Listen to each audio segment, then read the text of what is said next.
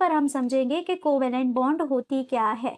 तो देखिए मेरे पास अगर Cl2 है, अब ये Cl2 बनता कैसे है, तो हमारे पास एक Cl है और एक और एक Cl है। अब यहाँ पर ये दोनों के बीच में बॉन्ड है। अब एक बॉन्ड में कितने इलेक्ट्रॉन होते हैं बच्चों, तो एक बॉन्ड में 2 इलेक्ट्रॉन होते हैं। अब कोवेलेंट बॉन्ड का क्या मतलब होता है कि इस बॉन्ड में जो 2 इलेक्ट्रॉन है वो एक ये वाले Cl के है और एक ये वाले Cl के है, तो इसे हम कहेंगे कोवेलेंट बॉन्ड। तो कोवेलेंट बॉन्ड जो होती है वो बेसिकली किससे बनती है, म्यूचुअल शेयरिंग। कोवेलेंट बॉन्ड का मतलब होता है जो म्यूचुअल शेयरिंग ऑफ इलेक्ट्रॉन से बनती है, यानी अगर ये वाले Cl ने एक इलेक्ट्रॉन डोनेट किया है तो दूसरा वाला एटम जिसके साथ बॉन्ड बन रही है वो भी एक ही इलेक्ट्रॉन डोनेट करेगा। तो सपोज कर लीजिए अगर एक ऑक्सीजन है, ओके, तो ऑक्सीजन ने अपने 2 इलेक्ट्रॉन डोनेट किया है, तो दूसरा वाला ऑक्सीजन भी अपने 2 ही इलेक्ट्रॉन डोनेट करेगा और यहाँ पे इसकी जो बॉन्ड बन जाएगी इसको हम बोलेंगे कोवेलेंट बॉन्ड।